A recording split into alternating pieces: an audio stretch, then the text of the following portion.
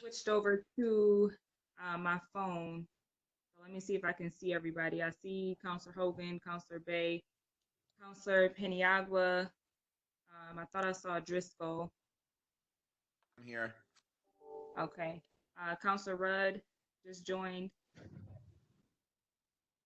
And am I missing anyone else? Any other counselors?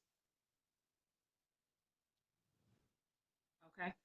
All right. And we have Ken Townsley here. So we can just go ahead and get started. Ken, if you want to take it away. I think we're on page 138, correct?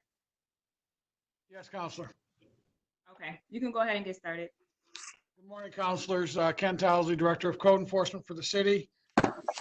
Appreciate the opportunity to speak about the 2021 budget.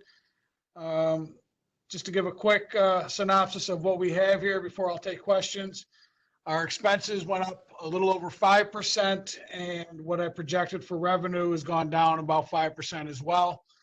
The expense increase has more to do with salaries in regards to what we have implemented with the central permit office. Jim Dishaw is here to answer some of those questions if need be. And also a couple positions, 3 positions with the Department of Code Enforcement regarding the lead ordinance that hopefully will be implemented at some point this year. On top of the salaries with expenses, we took into account the lead testing. Our grass cutting contract increased by $22 an hour this year. So that was a huge increase for this year's budget. And then basic everyday expenses that have gone up due to cost of living. Ken, just before I forget, why did the grass cutting go up so much? That was the only bid we received. Our last contract 3 years ago was for $36 an hour. This bid, the only bid we had was $58 an hour. So it went up $22 an hour for an estimated 5,000 hours worth of work.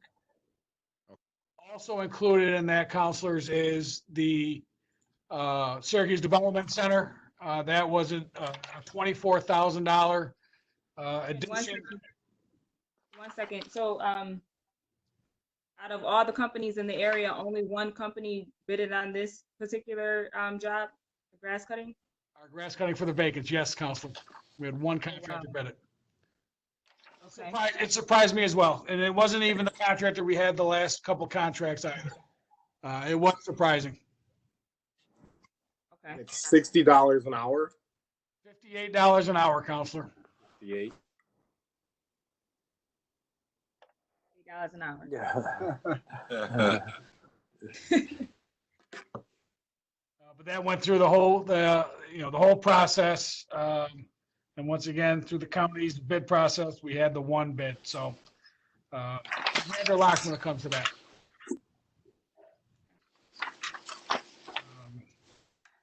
Revenue, as I said, I projected a decrease of about 5% as well. Majority of that is due to permitting. Construction is very difficult to project. And then you throw in the pandemic we're dealing with. It's very, like I said, it's very difficult to predict overall, but this pandemic is not helping us at all. But I believe Jake and his team at the Central Permit Office has set up great processes going forward that once this does get lifted and we're open for business, permits should be issued in an extremely timely manner. Just a couple other small deficits to revenue. We took into account some of our licensing fees in regards to contractors, electrical being the big one. We're not getting as many electrical contractors to pass the exam to get a license. And with that, we also have those that are retiring and then basically putting their licenses away. So that's one of the decreases we have. Most of our other revenue has stayed flat. I do project an increase in certificate of compliance and rental registry for the next fiscal year based on letters that are being sent and receipt of those. The certificate of compliance for the 3 families and above, I'm going to present later this year an increase in the basic fees for the certificate of compliance to make it more in uniform with the rental registry. And that will be, see a small increase there. Ken, if I can interrupt you for a second, can we get everybody who is not speaking at the moment to mute their microphones, please? Sam Perry? Please mute. If anybody's on there, please mute. Want me to mute, Ken? Yes. All right.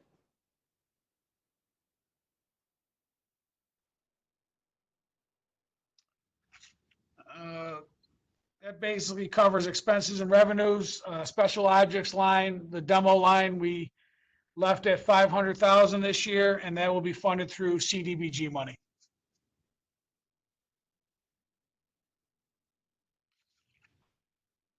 That's been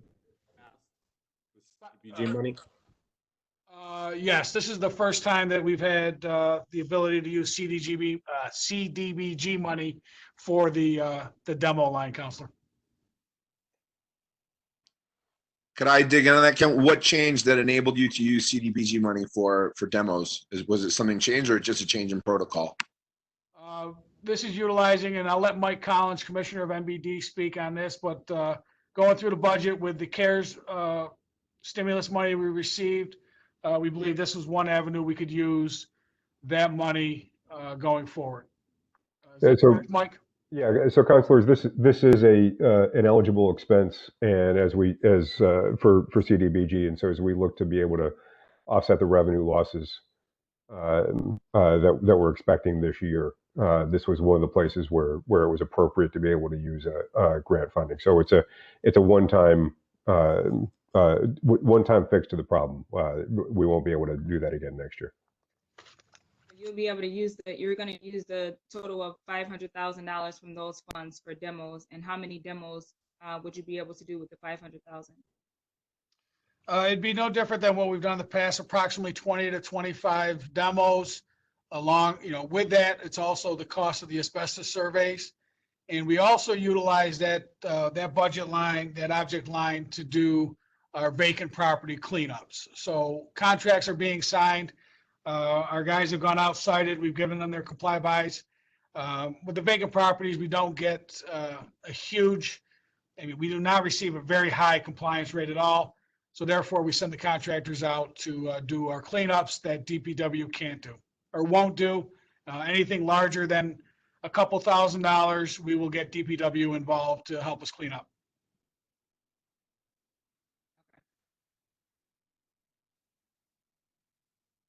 Any other questions relative to that? So if we're taking that money from CDBG, where in a non-emergency situation, where would that money have gone to? So It only come out of the general fund, Counselor. What's that? It would have gone to the general. Say what? Yeah, the 500,000 normally comes through the general fund. Yeah, but I'm more asking, so if we hadn't taken that money out of CDBG to cover this shortfall in the budget, where would that CDBG money have been spent were it not for the situation we're in? So, Councilor Michael Collins again. We can all of the CDBG funding is designed to go towards housing related, and so this fits within that. There's a broad range within the HUD parameters, as long as it's within housing or supportive services that we could put it towards. And so right now we're looking at what are we doing with this CDBG CV is the way HUD has designated it. We're basically what we're looking to do is make sure that what we have coming out of the admin and what we have going into direct programming is all in one way or another, for the most part, going to be able to support that. The use of these funds for CDBG CV is consistent with what was recently approved, that the distressed property line, it's in the same activities as that activity, what Ken just described. Deputy Mayor, sorry. So my question more to the extent of, so I'm guessing we probably won't take as many proactive initiatives as expected with the CDBG money, correct? Because I'm trying to figure out, if you're taking money from one place, it's not going to if this wasn't as it was planned to designate the CDBG money, correct? Then if we had that 500,000 in some other capacity, would this have gone to new developments, new housing initiatives that we will now not undertake because this money is going towards demos? The CDBG CV, Deputy Mayor again, is really COVID response related. Oh, okay. So So this is we're- money that wouldn't have been there otherwise. Yeah, this is a special one-time pot of money that we I hope misun- we're I gonna get another misunderstood. round. But we have to use this for COVID-related opportunities to help people. So one of the things in neighborhoods in helping people is to make sure that we're getting rid of vacant properties and doing what that line would help us do. That clarifies it. Thank you. I'm sorry, I misunderstood. So Deputy Mayor, this is Pat Hogan. That was that money already there, and then they changed the parameters regarding it, so we had to respond to the COVID crisis, or how that work?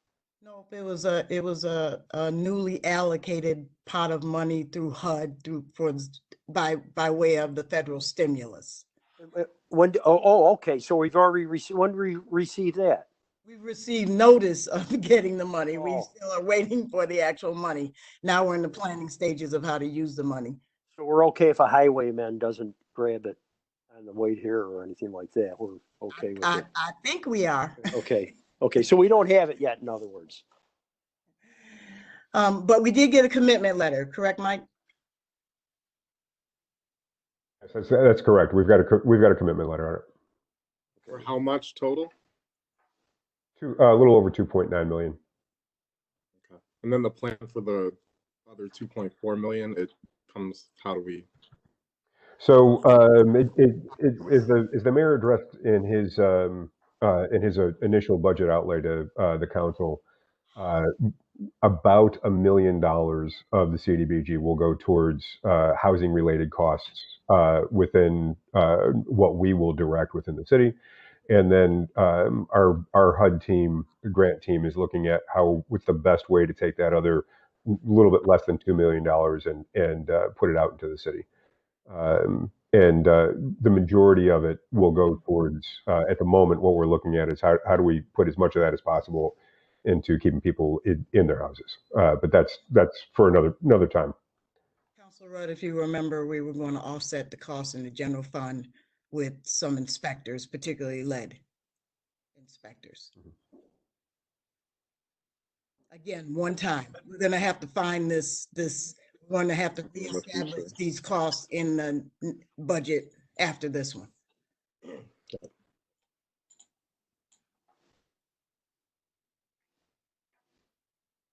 Ken, were you finished with your overall presentation? Yeah, that was my opening statement, so I'll take any questions regarding that with the budget. Okay. And so I'll open up to questions from my colleagues. I just had one. Can you hear me okay? I can hear you, Counselor. This is just relative to what you mentioned was increase, if I heard you right, increase in salary in the permit office. Yes, Counselor. So from last budget to this budget, we hired 2 project managers for the central permit office to help with the communication and the speed of getting our permits out to our developers. And we also hired another plans examiner too, which is a civil service position, to help with the review process. This is all part of the system that Jake has set up to increase or to decrease the time developers and contractors receive their permits. Okay. Jake, did you want to add anything? Yes. Good morning, councilors. Jake Dishaw, Director of the Central Permit Office. I know we had been planning to provide an update to you all with a committee meeting on everything we've done in permits, and then the pandemic kind of hit, and we didn't really get around to that. But we've made significant investment and improvement within the permit office, and I do have one document that I'd like to share just to give an overview of what those positions being added and what we changed and updated has meant for our department and for our constituents. So I'm just going to share my screen here for a second and just show you something that we put together. So this here is a quick overview of the changes that we made within the office. So we knew what our initiative was. My goal has always been to make this the best permitting department in the country. And you know, you can laugh about that, but we're pretty sincere about changing the way we do business and making it easier here for folks to obtain the permits so we can keep improving our city. So on the right side under the changes column, you'll see the project management team with Mediha Salkich and Eli Nyankui are two of the added positions. But we've made some process changes too, focusing on 5 main pillars for success. So those are process, communication, the space that we work in, the people that we have, and the technology that we're investing in. So all of that has equaled success. And in the bottom left corner, you can see our numbers, our median number of approved commercial permits, which has always been our kind of sticking point in our challenge area, has dropped significantly from 2018 to 2019. So commercial renovation permit reviews have dropped from 35 days to a median time frame of 6 in 2019. And I'm happy to update so far through 2020, that number has dropped to 5 days, which is pretty good. You know, we've only got a little bit of wiggle room to whittle it down. I'm not sure how much better we can get. That's pretty good. Commercial new is trending down. You can see it's dropped from 117 to 54, and it continues to trend down. We haven't issued any new commercial building permits in the calendar year of 2020 yet, but we continue to trend down, and feedback is good from our constituents. Can I interrupt you for 1 second, please? Yes. Can everybody else please mute your microphones? We're getting a lot of feedback. We can hear like papers shuffling. So the only one that should be unmuted is Jake right now. Thank you. And this is hard to track and measure. Shoot. Complaints are down. I know it's just a feeling that we have, but we're getting better feedback than we ever had before. And I don't just throw up this quote from VIP Structures because they've been harsh on us in the past for some delays. This is a quote for Salt City Market. That process went tremendously well. We hit our target time frame for commercial new permit review, and everybody was extremely happy and satisfied with that process. And that was all made possible due to all these changes and adding these people. It's allowed our backlog to drop. We've traditionally had a backlog of permit reviews up above 60 at any given time. And we've made significant improvement to whittle that down. And since January of this year, we've been flatlined around 20 to 25. So that's kind of our zone where we want to keep the backlog, that we don't have much more than that at any given time. And that shows that we're getting things in and out efficiently and getting things done well within our target timeframes. And the last thing I'll mention is just the technology that we're investing in is allowing us to be ready. You know, look at how we're conducting this meeting right now on a WebEx call. The technology we're investing in is allowing us to work remotely. It's web-based, so you can access it anywhere with the internet. It allows people to work at any time of the day, 24/7. So digital readiness and digital transformation allows for you to be prepared for times like this. But, you know, once we get back to normal, it'll also allow us to perform our job duties as efficiently as we can. And I have no doubt that we're headed in the direction to become one of the best permit departments around. Well, Jake, before any other questions, I'd just like to say, from my perspective on the council, I just want to say I appreciate your guys' desire to be the best in the nation. And I think it's great that you guys are trying to get in there. From hearing from small business owners, this is one of the biggest things that aggravates them about the city. And it's great to see you guys doing the overhaul. And I love hearing the updates. So I appreciate you guys striving to be the best in the country. Thank you.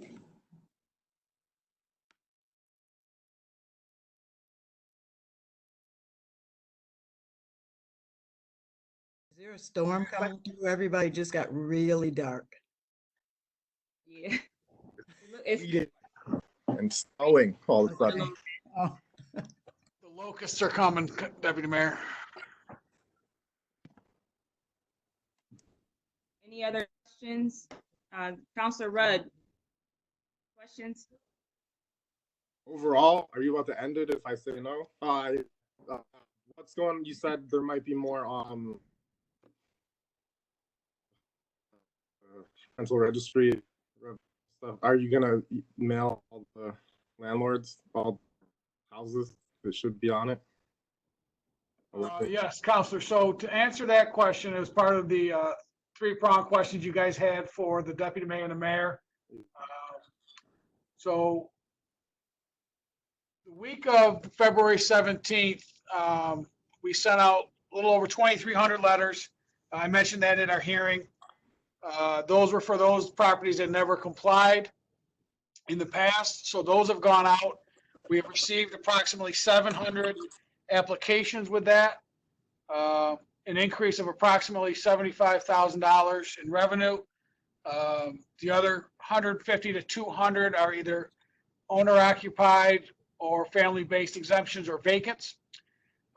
We are starting the process of citing the other 15 to 1,600 that have not applied. And then throughout this year, instead of sending out all of them due to just resources of how we'll handle the non-compliance side of things, we're going to just proactively over the next 8 months, divvy these up every month to a month and a half to ensure that everybody by the end of calendar year 2020 will receive at least a letter from this office that is required to have a rental registry. Part of the holdup, a lot of it right now, is we are not performing periodic inspections on the interior of properties. Due to the governor's order and the COVID crisis, we put a hold on that. We have touched base with property owners. Why we aren't doing that? They are understanding. Tenants are understanding of this situation. And in the same token, landlords who want to fix things are working with their tenants to get in as well. So to answer that, by the end of this year, we're hoping to have all non-compliant properties a letter sent. So right now we're at about 3,500 compliant. So that would be, leave it at about 5,500, 5,600 or so properties by the end of this year will have letters sent to them.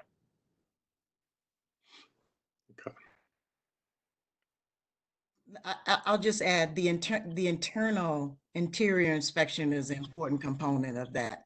And we would just be handing out certificates if we didn't had the ability to get inside the buildings. And so for obvious reasons, for COVID and social distancing, et cetera, we're halting that part. And to echo Deputy Mayor's point there, the applications that were coming in is that, I'm the one who's opening them up and getting them set up here in the office. I am seeing a very high percentage of consenting to interior inspections. So once this gets lifted, our inspectors are going to be performing a lot of interior inspections. So I feel that's a huge positive going forward, and hopefully we can keep it up. So when you say that you're seeing a lot of landlords respond that they'd be up for interior inspections, what do we attribute that to? Are people just voluntarily being compliant? Is there some motivator, or and is this a change from the past? Why do we think there's a change in behavior occurring? I wish I could answer that honestly. I just think that we do have a lot more good landlords than we do poor landlords, Counselor. The names that I see, some of them I've never heard of before. There are some that shocked me that allowed in sending out emails to these property owners. They're willing to allow us into their properties. So I think it's a change of how we've handled landlords over the last couple of years. But other than that, there's no incentive to agree to it, Counselor. So I'm hoping that it's just everything positive that we're doing going forward. Thanks. And do we have any numbers on that? I know it's probably you're in the middle of it. I don't expect you to have all those numbers tabulated, but are we seeing compliant landlords in the dozens, in the hundreds, or what? I would say the hundreds, Counselor. Just to give you a quick guesstimate, once these all get inputted and once we start the citation process, I'll be able to pull better numbers. But I will get those that information to you once I have it.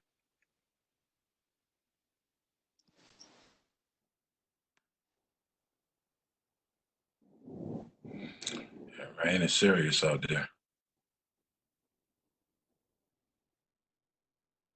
Hasn't hit downtown yet.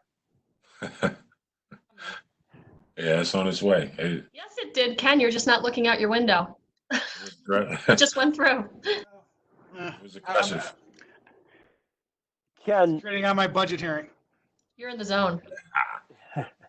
Ken, Yes, Counselor. so in other words, you're going from 8 to 15 housing inspectors. Does that reflect some of the inspectors taking the civil service test and coming off the SURA payroll and going on to our payroll, or what? Yep. So on page 140, the reference that Counselor Hogan's making is the 1920 budget, 8 housing inspectors, the 2021 proposed 15. That is, the increase isn't new employees. They're existing employees who took the civil service exam back in June of 2019. We received the results in September of 19, and they were appointed as housing inspectors due to the successful passing of the civil service exams. Excellent. So that reflects in the SURA payroll somewhat less. Yeah, so my SURA payroll has decreased over the years as I have slowly but surely moved people into civil service positions that should be so. And the 2 positions Jake mentioned, they're not civil service yet, are they? The project managers are SURA positions. That was the most logical place to put them now. Going through the civil service, there just really wasn't a job title for that at that time. Understood. Ken, I also want to thank you on your efforts over the weekend on that particularly vexatious problem I had on the near west side. It shows a lot of love for the city for what you did down there, and hopefully that was posted yesterday. Yeah, not a problem. I appreciate it. And are all the housing inspector positions now civil service? I know you said, I see the difference between the 7, but are all of them now under civil service? Yes, all housing inspectors are civil service. I do have one individual that we need to get him to pass the exam, but he is provisional. But other than that, everybody is civil service, and everybody that'll be hired in the future will fall under the civil service. Okay.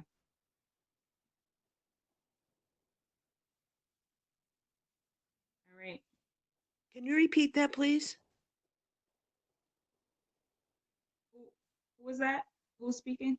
Lisa Tokars?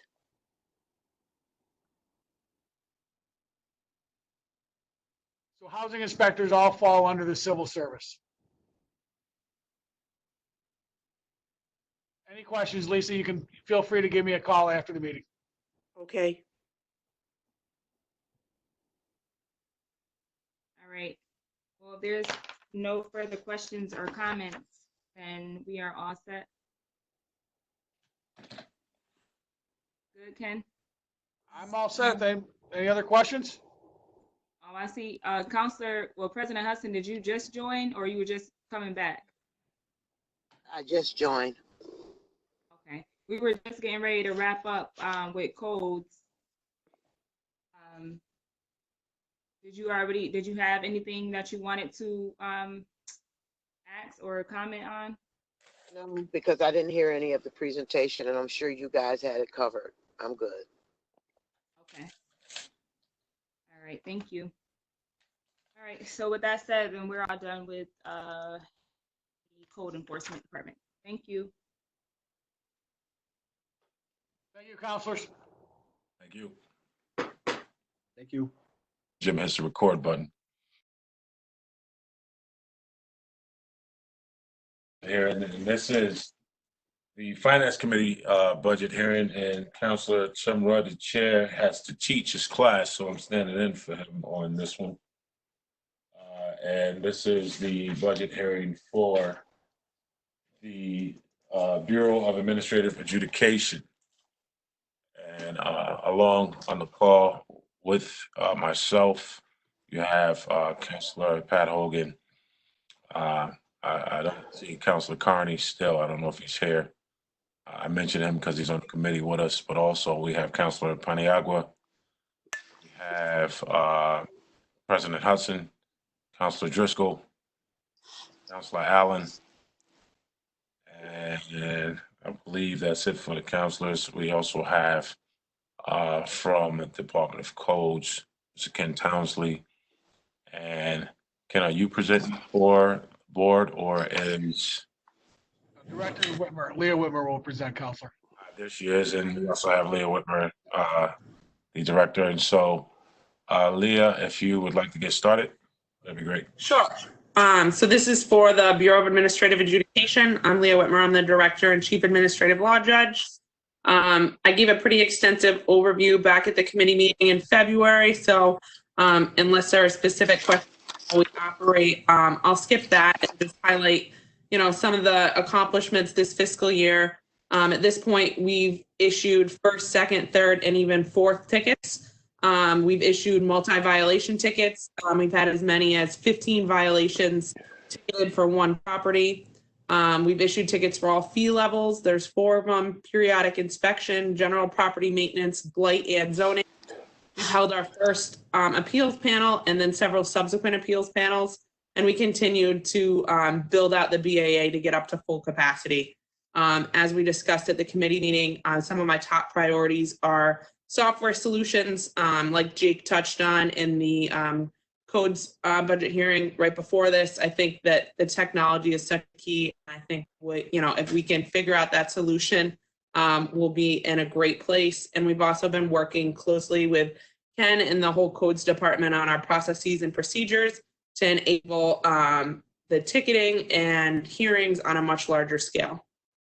Just to give you an update on our current situation due to COVID-19, we postponed all hearings until April 30th or later. To get to that decision, we followed the guidance of the local courts and what they're doing. Right now, you can't file any petitions in city or state Supreme Court. So anybody that's requested a hearing or any hearings that we had scheduled, we sent out notices and we'll follow up with them after the 30th, and we'll take things week by week. I think with an ultimate goal at this point of trying to set up either video or telephone conferencing. Obviously, though, it's not as simple as this because there's evidence and testimony from different parties that we have to coordinate, but there's a lot of press across the state that we're looking to for guidance on that.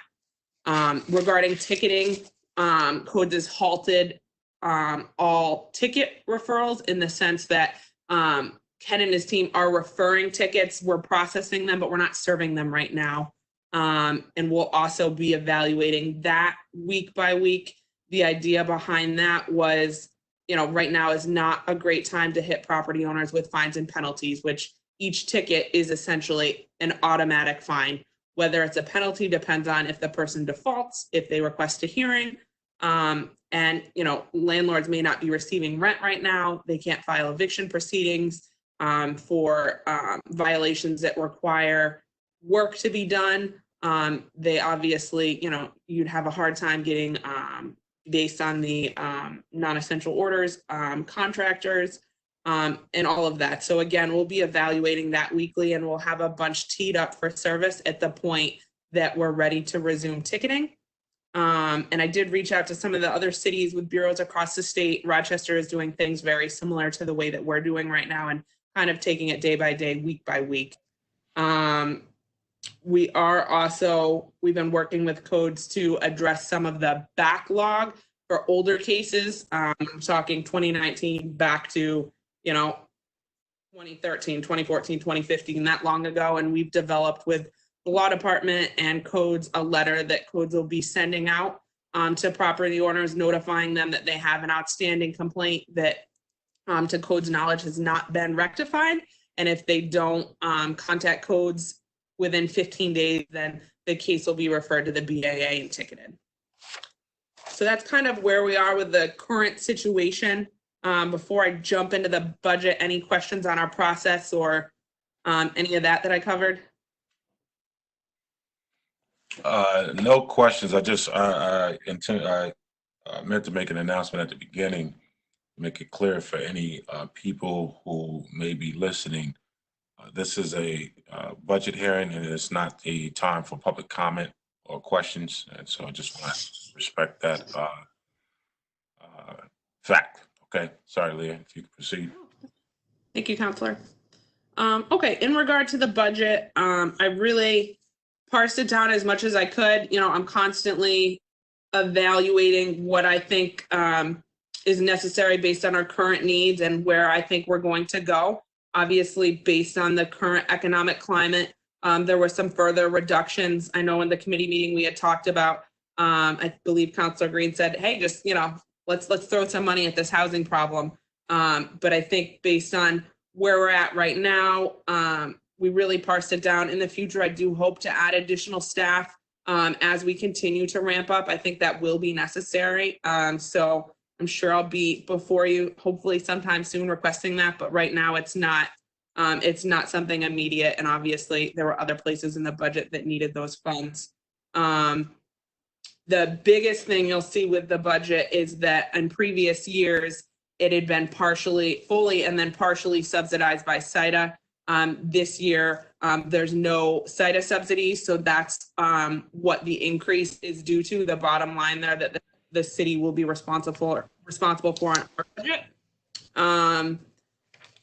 In regard to revenue projections, the projections, we're going to fall short of what we predicted for last year. Again, that was just a ballpark number that I kept last year based on what the prior year projections were before we were up and running. I had reduced it a little bit, and then we pretty much fallen pretty flat in March and April again due to tickets not being served. The tickets are what generate the fines, and that's got the money coming in. We've had a couple of people pay on default orders that we've issued. And we are giving people, rather than the normal 30 days, we're giving them 90 days to make those payments. So we do have a couple of those trickling in. I tried to revamp my activity indicators this year so that they were more representative of what we're doing and give you a better overall picture. So I broke it down into the major functions of tickets processed, adjudications of those tickets, and collections. For tickets processed, the estimate for the 1920 fiscal year is kind of a snapshot in time right now. And because we're paused, obviously, hopefully those numbers go up a little bit, and then the next year, the 2021 proposed numbers, I estimated based on what we've seen this year and pushed it up a little bit, hoping that, as we push into that next year, just like we have done in previous years, we ramp up a little bit more. So the important thing I wanted to know is the tickets issued. If you look at this fiscal year's estimate, we've got 369. So that's actual tickets. And as we've discussed before, one ticket is representative of one violation. So when we scroll down to default decision and order issues, 134, those are cases. So those cases may be representative of multiple tickets. And for instance, we scroll down a little bit even further to the 20 hearings, that's represented. Those hearings encompass adjudication of over 200 individual tickets. And then finally, if we scoot down to the collections portion, you can see that judgments filed, there were 34, and that brought in about $1,200 of revenue, like we discussed in the committee meeting. before the COVID-19 situation erupted. We were working closely with City Court to try and figure out economic and solution for everybody to get these judgments filed. Again, because it's a brand new bureau, brand new process. It's not something that was ever filed there before.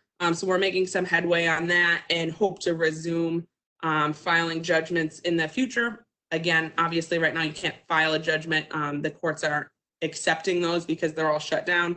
But once the courts are back up and running and we're able to open up that line of communication, hopefully to have that. That's why you see the big jump from 34 to 150 in the activity indicators along with the revenue.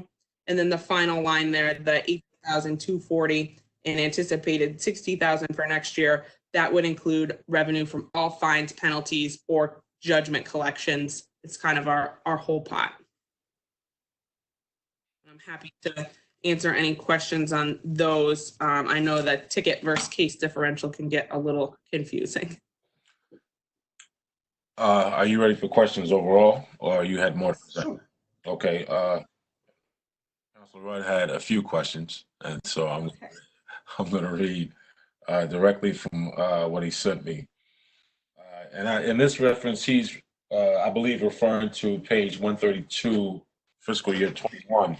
He asked, what were the reimbursements that went away? 132. Those are the CITA reimbursements. When the BA started, it was fully reimbursed by CITA, and each year that amount has gone down. And this year there is no reimbursement from CITA, as was planned at the very onset of this. It was a 3-year reduction plan. Okay. Councilor Bay, could I ask, well, who made that decision? Why? Why wouldn't CITA still reimburse some of the expenses for the BAA? That decision was made by CITA and MBD. That was always, at the onset, it was always the idea to help get this up and running, that they would fully cover it. And then it was a 3-year reduction plan that their board approved and, the council approved at the onset. And this last year was the 3rd year of the subsidy. So this year it was set to go away. Yeah, just a comment, Councilor Bay. It seems like CITA, I think, has about $3 million in their budget, and I think their aims align a lot with the bureau here. I would see maybe somebody in the administration asking CITA to reconsider and reimburse some of the money to the BAA from some of your expenses. It's just a comment. Understood. Any other questions on that issue? No? All right, so his next question, there are 4 administrative law judges. He made the statement that they don't seem to be used much. How many hours do those 4 work all together? Sure, so I have them slated. That's one of the areas where we're not utilizing it yet due to the flow of tickets coming in. So I have the 1 part-time to help with hearings slated at 20 hours per month, and the 3 part-time that form the appeals panel at 6 hours per quarter. So that's where I came up with those amounts. The appeals panel, it convenes quarterly. However, if there are no appeals, then we cancel it. So we've had, it's varied quarter by quarter. In August, we held the panel and we had 2 cases slated, but the appellant didn't show up. So I still have to bring all the judges in and be prepared for, however many hours it may take to get through those cases. October, we canceled that panel, but we had it scheduled up until the week before. And in January, we held the panel, had 1 hearing, and that appellant showed up. So again, because we're so new, it's really hard to anticipate how many hours we're going to need, but I still have to schedule those. For the part-time administrative law judge at the 20 hours a month, I kept that amount we have not used that many hours so far because I anticipate ramping up to a capacity where I will need that assistance. I won't be able to handle all the hearings on my own. That judge did help out when I was out on parental leave and covered all of the hearings, and things went really well. So I left those numbers the same in the hope that, you know, we ramp up to that once we get back to doing hearings and tickets start flowing based on the you know, tweaks that we've made with codes for the generation of the tickets. Any of my colleagues have a follow-up question on that issue? If not, I'll move on to his next question. On page 130, the number of hearings have gone from 10 to 20 to 35. Compared to the number of occupied and adequate housing units, this seems far too low. Why are the numbers so low? So for hearings, that's entirely dependent on a respondent requesting a hearing. That's not anything within our control. They get sent the ticket. They can either plead guilty or not guilty with an explanation, request a hearing, or they can pay and plead guilty, or they do nothing and they default. So, and I will say, I think after updating the numbers on my end so far, this year we've actually had 38 hearings. And again, those hearings encompass over 200 individual tickets. So Councilor Bay, if you get ticketed on your property, you know, one case in this, you have a hearing, that hearing could encompass 10 different violations. We're counting that as one case for purposes of I tried to keep this as straightforward as possible, but that hearing may encompass all 10 violations if you had pled not guilty and requested a hearing for all 10. So, you know, it's 20 cases. Now we're up to 38, and that encompasses over 200 tickets. Understood. This next question seems in some way relative to the previous question. He asks, how many hours does it take to have 35 hearings?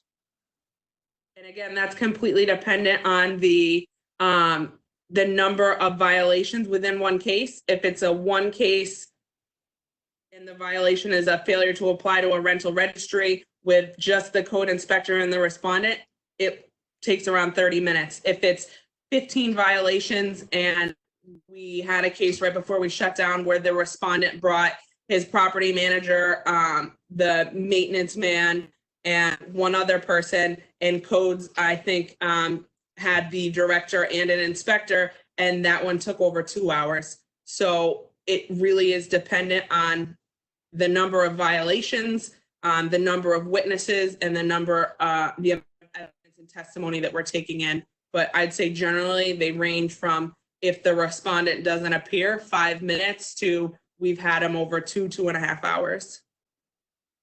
All right, I'm gonna ask these next 2-3 questions as one question.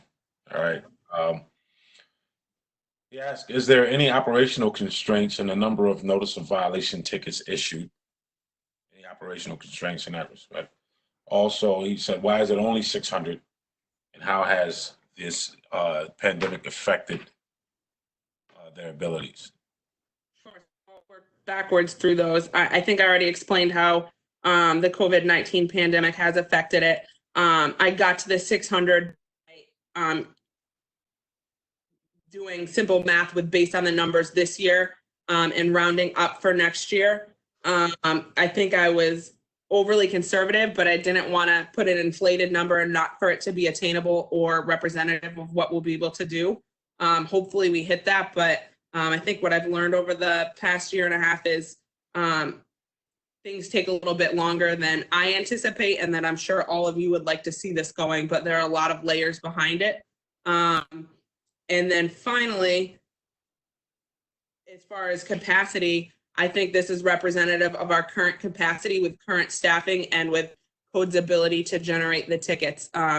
Without additional staff and additional software, you know, I think Codes could refer more, and then we will end up with a backlog as the law department has experienced. But it's impossible to say what our full capacity is with 2 full-time staff and the 4 part-time administrative law judges, because I don't think we've reached that yet. So we've still been building to that point. And again, that's why I didn't expand the budget in other areas, because I don't think we're quite there yet. I think we're still a few years out to get fully up and running and see, you know, what that full capacity could be and how much we can accept from codes. All right, last thing that I'm also going to group, and some of this you may have touched on to some degree, but just out of respect for the chairman, I'm asking all of his questions. So he makes a reference to the fact that your revenue is likely low. He's asked the question, can it be higher? What can happen to assist in that respect and in the process maximize compliance? So the ways for the revenue to be increased would obviously be more tickets being issued. Again, each ticket is essentially a fine against the property owner. So the only way to do that would be for codes to issue more tickets and or to amend the ordinance and the local law so that the fine and penalty schedule is higher, right? The amounts on the tickets are all governed by the local law in the ordinance. So those things I can't change unless there was an amendment. Part of the revenue is also based on defaults, and similar to like we talked about with hearings, whether or not somebody pays, requests a hearing or defaults, that part's not within our control. So that's just, you know, and I don't think we have good percentages to show yet because again, you know, we're just hitting the year mark of ticketing and there's been a lot of ups and downs throughout that year. Right. Any of my colleagues have any? Yeah, fine for me. I assume that Councilman Rudd will follow up if you have any additional questions. Any of my colleagues have any questions, Councilor Hogan? Yes, I do. Lee, I think we mentioned this at our hearing or our committee meeting before, but I mean, what would you expect as a percentage of fines assessed? How much would we realize out of that? I mean, you've talked to other cities, and of course, other cities are in different states and all that have BAA, and they probably are governed by different state laws. But what would you expect as far as a percentage? A percentage of what we collect based on what's assessed? Right. You know, that's a great question. Honestly, I don't have an exact amount right now because, like I said, things have been so up and down. I mean, I can give you, let me see.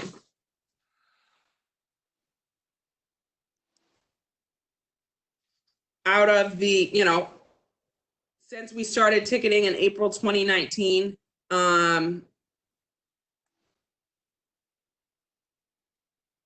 there have been about $50,000 of fines assessed, and our current revenue is just under $20,000.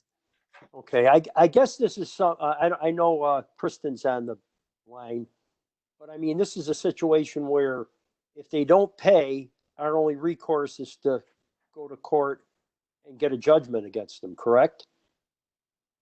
Yes, that's correct. That's the current recourse. Again, we're working through being able to. We don't have to go to court. We just have to file the judgment.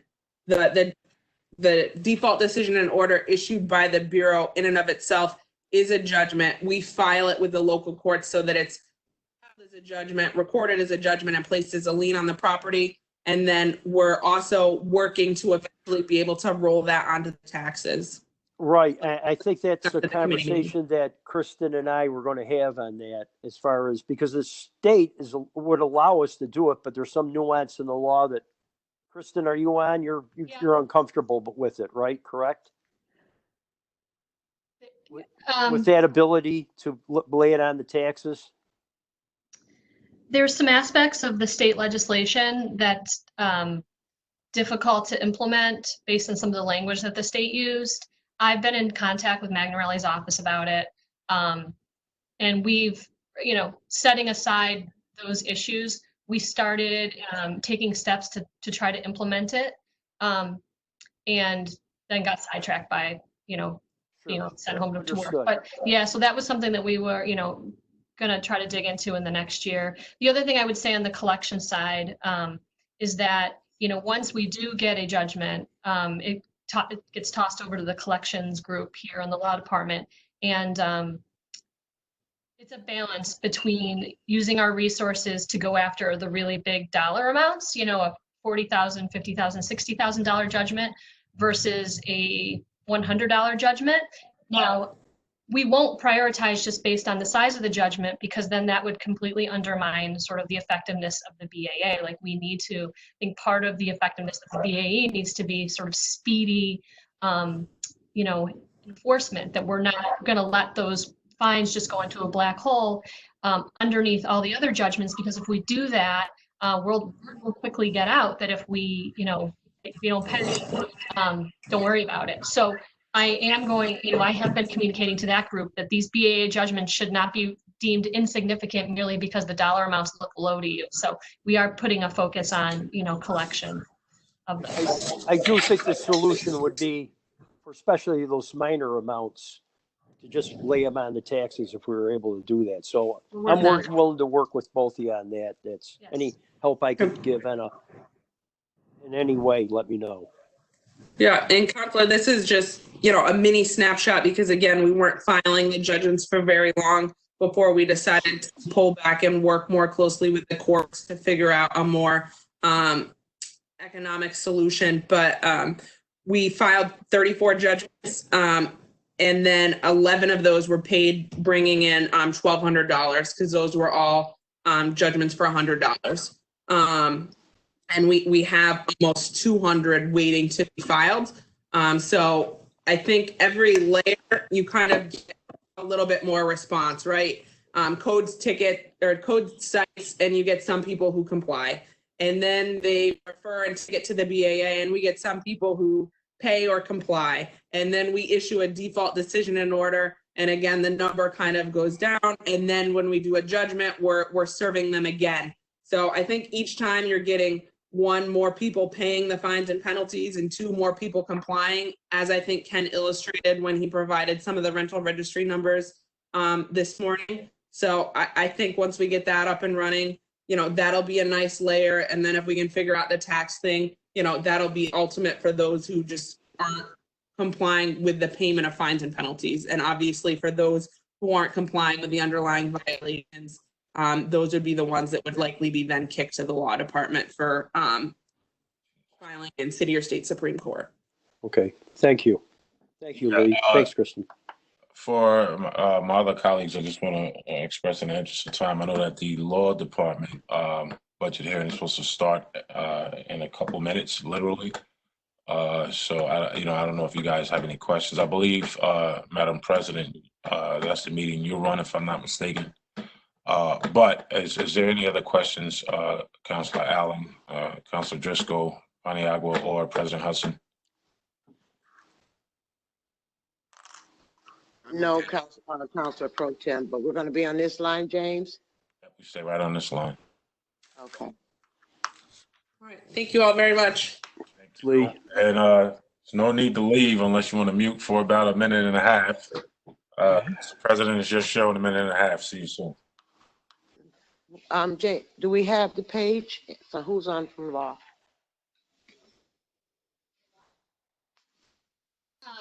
Council President, it's Kristen. I'm on the line. The page is 126. Thank you. Well, All righty. Thank you, Counselor. And so, Kristen, you can give us some overview, your highs, your lows, your things that you want to see completed, things that haven't quite been completed, and where we are. Thanks so much for having me. It's Kristen Smith, Corporation Counsel. Just looking straight to the budget here, the biggest component of our budget is people by far. Between salaries and professional services, that's, $2.7 million out of a $2.5 million budget. So and the reason for the number's higher is because reimbursements we get from other places like grants. But it's really very a people-centric budget. Some changes that we're looking to for fiscal year 21. There's actually 3 new lawyers in the budget, but none of them are actually coming out of the law department's funds or budget. One is a position that was just created to exclusively work with SPD and SFD. It was something requested by the chiefs that they would have a more dedicated person. And because that would be an additional headcount, it is being funded through their departments. So there's a transfer that would occur from police and fire over to law to pay for that person. Additionally, we have 2 new attorneys that are grant funded. One is the Cities Rise grant from the New York State Attorney General to focus on housing issues. That person actually was already moved over in the past fiscal year, but it happened mid-year. And that person is really a more senior lawyer who's providing greater leadership and guidance to the lawyers who are already in the housing unit. Supporting the code enforcement process. And we've already seen some new strategies that he's been employing that have been really, really exciting. One is to negotiate with certain property owners when we're going through the litigation process with them in a way when we have some leverage where we're able to ensure compliance and at the same time extract, some amount of penalty through this agreement, because we do have the threat of a larger judgment. And so we've been successful in a few cases already, trying to work through counsel, their lawyers on that, and that's been really exciting. But anyway, having our new lawyer over in that area is very promising. The third new lawyer position is also in the housing area. This is a position that's funded by the Zombies 2.0 grant that's funded by LISC. And that position has been vacant. We got the grant last year. I've been recruiting for someone and actually have identified a really exciting candidate who I'm actually in the process of trying to bring on board right now, actually. So that would be increased capacity in the form of 3 new lawyers. Also in the budget that's new is a new investigator. And the idea behind this position, it would be a part-time position, but the person would serve really three roles. One would be to assist us to investigate claims and lawsuits against the city. Sometimes it would be really helpful to have our own person with, investigative skills out, on the street, so to speak, looking into the claims levied against us.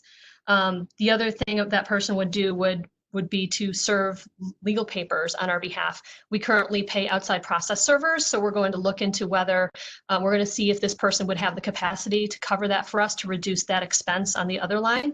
We'll still have a need for process servers because some of our process serving happens outside of the Syracuse area, particularly out-of-town landlords. But would, hopefully, pay back in terms of the local process serving costs. And the third thing this person would do would be, on behalf of the personnel department, investigate residency issues. So we think that this addition is a good investment. It helps on a number of fronts. So it's something new we'd like to try. You'll see that is located on the temporary and part-time line of our budget, which is why you see on page 129 that temporary services part-time line goes up dramatically. That's part of it. The other reason why that line goes up quite a bit is because the Cities Rise grant provides, both the Zombies and City Rise grants provides funding for interns. So that also contributes to why that line went up so dramatically. Another thing that happened in fiscal year 20 along the lines of personnel is an employee who worked for the finance department who's very much responsible for the tax seizure process that leads to the disposition of properties to the land bank. She was moved from finance to the law department. It seemed to make sense functionally for her to be doing the work here. It's proven to be effective, in terms of efficiencies and communication. So that's an extra person. She's actually on the SURA line, but that's an additional headcount that wasn't in the budget before. Because of course you'll see, that our budget is actually significantly higher this year. And so these are some of the reasons why, the 3 new lawyers, the person moving over from SURA, the investigator. The past year was a challenging one for the law department because of our inability to maintain a full staff of attorneys. I'll be frank, I've said this before, I haven't been shy about it. Our salary scale is inadequate. It has not, the salary ranges that you see on the budget have not been increased since 2010.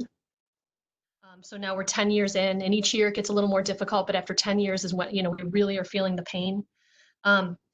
You'll see that in terms of the spending for 2019-20, we'll be under budget in terms of our salaries. That's because we've just had significant vacancies. Just to give you a flavor of that, of our team of attorneys, 6 of them are designated as litigators. Those are the folks who defend the lawsuits that are filed against the city. Right now, we have about 85 lawsuits. For a team of 6, we had 5 people leave in 2019. Now, I'm not saying that we were down to 1 at any one point. It was sort of a rolling situation, but as soon as we would maybe try to get someone new on board, someone else would leave, and it was just a constant state of frustrating catch up. And several of those people expressed to me on their departure how much they really enjoyed working here. They really liked the work. They felt it was important work, but they could not ignore sort of the life-changing compensation change that they'd experienced by taking advantage of another opportunity. In both cases, the person didn't look for a job, but they were recruited. So that is laying the groundwork for me to say to you that in this budget is a requested increase in compensation for employees. They would be targeted increases aimed at trying to begin to shift the salary scale for attorneys closer to the what other government entities would pay. I'm not trying to compete with the private sector. That's completely unrealistic and not appropriate. I recognize that this is a very difficult fiscal year to be making such an ask, and I dramatically shifted it back, I will tell you. It is nothing near where I started out. I was shooting for the moon several months ago after just being completely frustrated. And so it has been scaled back. But I'll tell you from a financial perspective, it makes a lot of sense, and I'll tell you why. So the other big line in our budget is outside counsel. That is embedded in the professional services line on the budget that you'll see is budgeted about $1 million. Of that, 600,000 is targeted for outside counsel. This past year, we had to dramatically increase our use of outside counsel because of the problem I just reported to you in terms of just not being able to keep enough people on staff. And I'd like to think it's not because I'm a miserable boss, by the way. I really do think, it's just other outside factors. But, if we can, over time, create a situation where we're able to attract and retain really good lawyers, over time, our dependence on outside counsel will go down. And I know I've been saying that for the last couple of years that I've been here, but I really believe it. This year, typically we would use outside counsel only for cases where they were particularly, difficult cases, unique cases that we didn't have the skill set for, really high profile cases, because you can get, we simply don't have someone with the deep level experience that you might find, with a partner at a law firm at this point. So, but what happened in this past couple quarters is that cases that we are perfectly capable of handling from a skill perspective, we just didn't have enough hours in the day. So we had to shift some of those out. And, the amount you pay per month for a law firm to do some of these things easily exceeds, what I would be asking here in terms of increases to try to sort of right the ship. And, but I don't want to make any promises because I also want you to know that when you try to make that shift, a number of cases were just moved out. You can't just at the drop of the hat move them back. It's not good for our defense. You have to maintain some continuity in terms of who has the knowledge of the case. But it's more of a gradual, as new cases come in, we would be better able to manage them throughout the process. So that's that. In terms of staffing and that, I can get into some details about some of the other areas we're involved in, but I can stop there for questions. Yeah, you can stop there so we can start asking some questions. Sure. Because I appreciate all that you're doing and that your ambition to do more. But at this point, people are doing more with less, and that's everybody. And I'm going to say what I think the council has echoed before. If we start looking at changing behavior, we may not have how many ever lawsuits, you said that we have coming at us. So I just want to say that, but I'll open the floor and see if any of my other counselors have any questions. Can you No? describe, is there someplace where we could see the table as it was and as you were thinking and then as it ended up? Tell from the budget without going back through the previous year's book. Yeah, there's, I have a series of spreadsheets that were developed over the process over the past quarter, as we were working with budget and, I would send in. So are you talking about like what was budgeted for last year or what was proposed this Well, it year? sounds like you're saying your staff isn't paid enough, you can't retain them, so you're increasing their pay. But I don't understand, it's hard for me to tell who and by how much you're proposing to increase the pay by what I see on these 3 or 4 pages in the budget. Unless I'm missing something. Right. Yeah, it doesn't, they don't go into that level of detail for you. So the amount that the flat amount is $80,000 to be distributed. Across 28 positions? Yeah, I mean, it would be, strategic in terms of, where people are relative to their experience.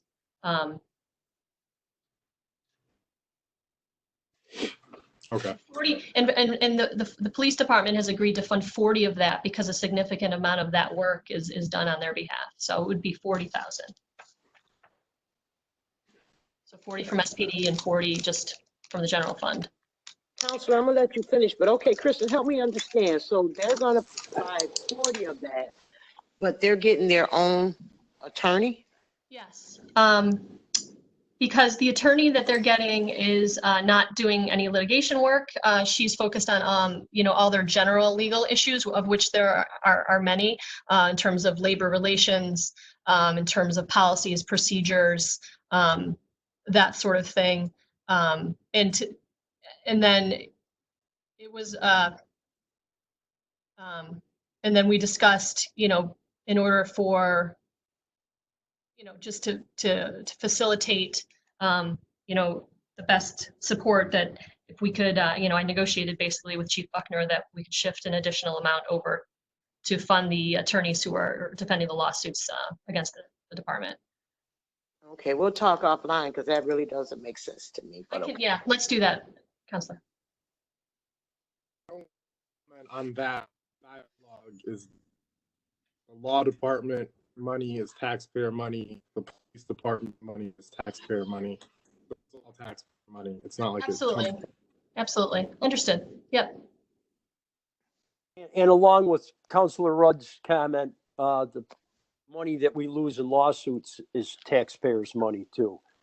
I go along with what Kristen says. It seems like over years underfunding, and you can look at the background of Kristen's office. I've been there. It's, that's sort of normal. You must have actually cleaned up some stuff because usually the piles are a lot higher. Yeah, I did. I actually did clean up before I went home a month ago. So, I mean, as far as like, what would I know it's predicated on the case, but what do we pay an hour for a lawyer that we hire from one of these outside law firms, Kristen? Give me a ballpark figure on that. $240. $240 an hour? Yeah, some are $260, between $240, $260.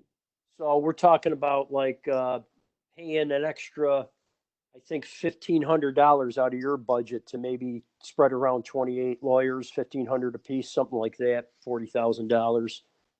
So I just think that, it's particularly in this particular crisis we're going through, we're going to need everything we can out of the law department, it seems like. So I think this is all justified. Yeah, it easily costs $80,000 to defend one case over the life of the case. Actually, that's low. It's probably more than that. So $80,000 is the equivalent of one case handled by an outside lawyer. If we can do that one less time, we've broken even. If we can do 2 fewer cases, we're ahead. I think we have to exercise a little bit of practicalness here, though. I mean, obviously, this is you know, and you alluded to it in your statement, right? You know, this is a public institution, not a private one. And so rates are not, as you know, I'm preaching to the choir, competitive with private institutions. But the other thing is lawyers are not blue collar workers. You know, they often transition over and they're often, you know, moving on to better things. And so there's always lawyers who use government as a launching pad. Mm-hmm. So naturally, it's going to be hard to retain persons who are in the business of law or are lawyers because they're probably looking for greater opportunity. And oftentimes they need something to get them going. That's the reality. You know? So we've always seen transition here in City Hall. Well, they're in City Hall, I'm at home, but we've always seen transition in the law department. That's the nature of the office. It's the nature of the type of entity government is. And, you know, it's an unfortunate circumstance. No matter where you go, government will never pay the same that other people pay. And I know that's known, but I have to state that for the record so that it's not misconstrued by anybody. It's just the nature of the entity. So it's not law, you know, with all due respect, you know, it's the same for our police officers. We want to provide them the best, but our capacity dictates what we can do, you know, and that's just the truth. Yeah, I don't disagree. And that's why I made clear that I wasn't trying to compare by any means to any private industry. I will just say that you know, the money, I'm just trying to be as efficient as I can. I just am concerned that I can't control how many times we get sued. I can't control the fact patterns behind those. And when there's not, you know, resources in-house, I still have to have these cases defended. We ended up spending it anyway. So I'm just, my suggestion would be, you know, that's why I've made the case. That's all I will say. I would just add that I feel like we have this debate of, do we insource things and do them with city employees, or do we outsource them and contract and all that? And it's kind of comes up over and over. And you're talking about $240, $260 an hour for outside lawyers. It seems like if you said a lawyer on staff is making $70,000 and then you added $30,000 for like fringe and benefits and all that, so you're $100,000. That's like $52 an hour over the course of the year. And like earlier today, there was a meeting, we talked about the new grass contract. It's $58 an hour, you know? So like, it seems like there's almost a reason to do some of this stuff internally, maybe both lawyering and I do think the pandemic might help employment too, because I'm sure a lot of law students are not going to have the jobs they thought they were going to have a couple months ago. So maybe the pool of new applicants changes a bit too. And I know some law offices do, well, some government law offices do have to be set up around like basically fresh out of law school students and build in the churn that exists. I mean, hopefully they all stay at least a year or 2 years ideally, but it does seem like there can be set up to be successful even as a low pay entry level place. Yeah, I mean, in this past year, I've, you know, the market was really tight. I anticipate it changing, but I actually hired four lawyers straight out of law school over the past fiscal year. That's unusual to have that many brand new lawyers. It takes a while to figure out what you're doing. You don't kind of know.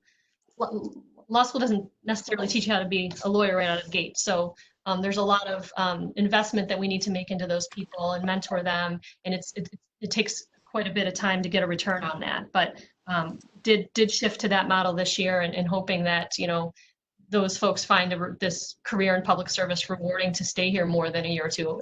If they're only here for a year, it's not worth it for us. It's really not. But we're sort of taking a bet and hoping that it works out differently. It was better than having the positions remain vacant for months and months and months. And they're talented and they're here for the right reasons. Go ahead. I know that the conversation is on that we don't have leverage in this scenario because we're behind opine on, you know, the market value of attorneys here, but would there be something, would it be conceivable if it's someone young just out of law school that we put in a stipulation of like a 3-year requirement that you stay with the job for a few years in order, or I mean, or is it a thing that we can't even find people, so adding extra restrictions would not be helpful?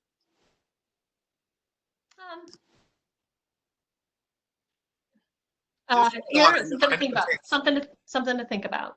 It takes so long to train people. I know that, you know, we always have these kind of conversations in a lot of city jobs where recruitment is a challenge and retaining people is a challenge, but it does seem that if you know, it takes that long to train people up, I can imagine the frustration of someone turning around after a year and using it as a stepping stool after it took a year to get them into the workflow, you know? Make them a clear expectation that we expect you to stay a minimum of 2 years, which is what a lot of employers do for young hires. And then you can structure the compensation to reflect your desired commitments. So like the pay goes up after year 1 automatically, and it goes up like in a way that incentivizes you to stay through that period.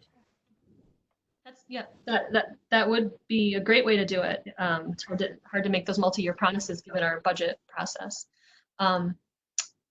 The other thing I was just going to say is that is law school loan forgiveness if someone stays long enough. So that is something that I know motivates many of our lawyers. So that's a good thing that we have in our favor.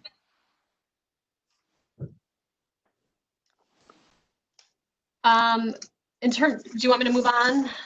I have questions about that.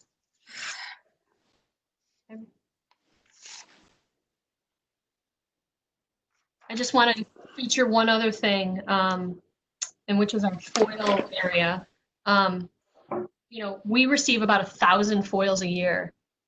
It's really incredible the amount of requests that we get. It's a full-time job for someone to do that, and it's a difficult job. And I know you as our counselors probably get constituent complaints sometimes about people wondering why it takes so long to get a simple document, but the volume is high. Anyhow, we're working with API right now to develop a self-serve portal for the most commonly requested documents. So we're working to put up a website where people could easily access the codes and permit data that comprise a huge portion of the FOILs that we receive. So we're going to be piloting that in the next month or so. We're actually in communication with some of our most frequent requesters to see how they like it, see if it provides the type of information that they need so that we can, you know, kind of cut back on that. And we're going to be looking for other opportunities as well to reduce the burden on, you know, city staff from these requests. So just wanted to share that. Kristen, who makes a decision what should be foiled or not? What should be we should release? Yes, why a particular document we shouldn't just be transparent, just give it to the person. Well, makes that decision? So the state law, the state law controls what we can and cannot provide. I mean, 95% of the time we provide the document. There are some exemptions. You know, we don't turn over police reports of active investigations. We don't turn over certain personal information. But we just follow the statute. So we have a paralegal who processes things. He's supervised by one of our attorneys who, our paralegal is trained to understand sort of where the potential problems are. And then on those potential problems, our attorney reviews those and makes sure that we're, not violating any, law by withholding it. So in other words, you weigh in on every decision on every document? I don't personally, but, because sometimes it amazes me, like people from the media or whatever will ask me, they say they're making me foil this, and I'll have no idea why that particular piece of paper needs to be foiled. Well, that's okay. So we've made, when anyone reaches out to city government and asks for information, we do funnel them through the FOIL process because that ensures some level of consistency in terms of the analysis of what whether the law permits us to turn it over. We try to move those quickly, but I just think that if it was like, well, you could foil it, or you could just call the particular department that has it, and then they could give it to you. I think that could turn relatively chaotic if we did it that way. So we try to maintain some consistency around the process. So in other words, your department always weighs in on every issue, on every piece of everything that's just, okay. Yes, yes. And I have to piggyback on Counselor Hogan, because I was told by a reporter that she was told to just open foil all the counselor emails.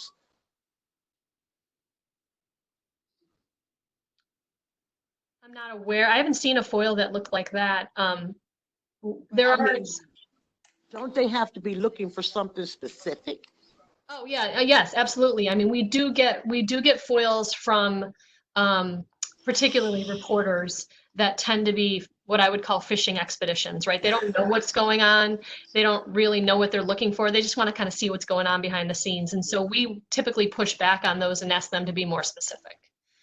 Okay. Also, there are some exemptions between intergovernmental individuals in terms of emails back and forth. If it doesn't constitute a final policy decision, a lot of times there's exemptions on that. And we don't need to turn that over. I just want to throw out there that our former illustrious counselor and city auditor, I thought he probably didn't want me to throw his name in it, but I'm doing it anyway. He had a good idea about incentivizing new hires, and maybe we work out a situation where, similar to other persons who work in the city, maybe one of the incentives could be a land bank house. But I thought that was a great idea. I think people stay around for a home. Yeah. So I don't know. I'm all for it, Councilor Bay, Nader. I don't think that was a bad idea at all. No, Nader. it's a good idea, Councilor Bay. I'll bring that to the land bank board. We did just have one of our attorneys buy a land bank house quite recently, or is in the process. So that's kind of a nice story. Yeah. I got 3 in my neighborhood that are all up and running and full of new residents. So good to hear, Counselor. Your neighborhood too, Kristen. Exactly. Anything else? Yes, Madam President, is Cho. Just for clarification. So you said for professional services, you said that's where outside lawyers are, right? That's what you said? Yes. Wow, that's a lot of money. Exactly. I know it is. Yeah. So within that 1 million, it's 600,000 for lawyers. Sura, I broke this down somewhere. Where did I write it down? Sura is, I'll have to get back to you on it. I did calculate that because I thought you'd ask. Is part of that. And then the rest are things like our process servers, our court reporter, stenographers. What else? Let me, I have some detail here. Let me just go down. I can walk you through it.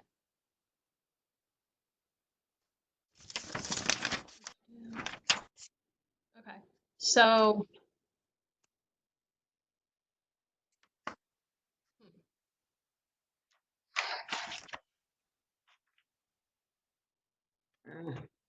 I apologize. It's not broken down in this one, the one that I have open right now.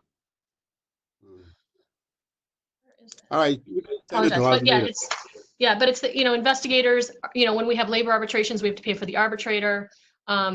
We have to pay for expert witnesses in a number of cases. We pay for, like I said, process servers. So it's all those sorts of things that, kind of go into the litigation process. So I guess part of why I'm asking that, Christine, first is that the best we can do? Number two, would it make sense to just examine the type of outside expert that we need? For example, is it in criminology? Is it where do we spend most of our time, and maybe hire somebody directly rather than just keep paying all these fees and contractual agreement? Because like I said, this is a lot of money. This is, is there a way we can come out with a way to mitigate these costs, Yeah, I mean, like, it goes to the discussion we had earlier in terms of, the use of outside lawyers, at $2.40 an hour versus, our lawyers who are here on staff, trying to do more of that. If we have a few people, it's looking like if my current plans, I actually finally have some candidates identified that I'm trying to get offers out to right now. We could be at full staff in terms of attorneys, by June. So that would be helpful. And then, I did find the detail here. So in addition to the 600,000 for outside counsel, arbitrators is $10,000. That's not very much. Expert witnesses is $85,000. There's not much we can do about that. We have certain cases that we have to retain experts. In particular, we have a rather large environmental litigation that's been going on for years and years and years. Those are very expensive experts. We have miscellaneous consultants at $10,000. Actually, I think that was eliminated. Never mind, that's not in there anymore. And then the rest is SURA. And then we have title work. So some of this expense was not in our budget last year because I mentioned earlier that the employee from the finance department moved up to do land bank work. Her expenses came as well. So the title work that we pay in order to check the title to transfer property, that is about $50,000. And the SURA payroll is $250,000. So. Okay. Now thank you for that. And if you can just send us the breakdown of that, it would be great. Just like yes, I can. All right. Christine, I have a quick question. I'm sorry. Are you done, Sean? Not yet, Rita. Not yet. Thank you. Go ahead. I should be done soon. Now, the second question, Christine, is in the section of litigation and claims. Now, is there a way we can see where you can break it down? For example, I know there are claims that come through police. I know there are claims that come through like streets, like pothole, tearing out tires and stuff like that. Is there a way you can send us that as well? Breakdown. Breakdown just to see where all of these are. I can try to do that. We're still in the process. We're still in the process of implementing a new case management system, which is not fully up and running. So some of this data would be hard to recreate. There's really two types of claims that we get, and they go down two separate tracks in the department. So let me explain that. One are property damage claims, and that's where we act essentially as an insurance company for ourselves, since we're self-insured, and we determine whether in a particular car accident case or pothole case or trip and fall case, whether, we think the city actually is legally, liable there, and then we'll pay out a claim with a release on those. Those are, I can easily turn those over to you. I think those are, maintained in a spreadsheet. I know that they are. And we can build that for you. The second type of claim are like the personal injury that are the ones that eventually ripen into a lawsuit, right? So before you sue any government entity, including the city, you have to first put them on notice, which is why it's called a notice of claim. So we get those in. Those aren't treated the same. They're not really like an insurance claim. They're more like just hey, heads up, I'm going to sue you, so we'll do whatever investigation that we need to do to sort of prepare for a potential lawsuit, but those aren't ones that, maybe in a certain case we might, and it's very strategic consideration, so I probably shouldn't go any further than that on those. So those are handled down a separate path, and I would have to just see how we've tracked those in terms of data collection, but I'll turn over whatever I have for you. And hopefully next year at the budget hearing, our case management system will be finally fully up and running, and there'll be any kind of report anyone would ever want. Yeah, and if you can, and I'm going to be done soon, Rita, and if you can, okay, put next to, like, for example, I know that there are claims that come through the police department. Say, you know what, in 2019 there were these many claims, and this is what it cost. You see, some like that per each department. What cost the city over this year, last year, whatever, however you can get it done. I would love to see something like that. Okay. We'll see what we can do. All right. That's it, Rita. Thank.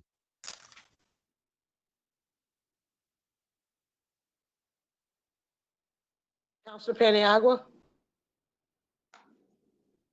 I'm sorry. Can you hear me now? Can you hear me? Yes. About the presentation, you mentioned that there were 3 positions that were grant funded. And I was wondering, those grants are 1-year grants, or are they more than that?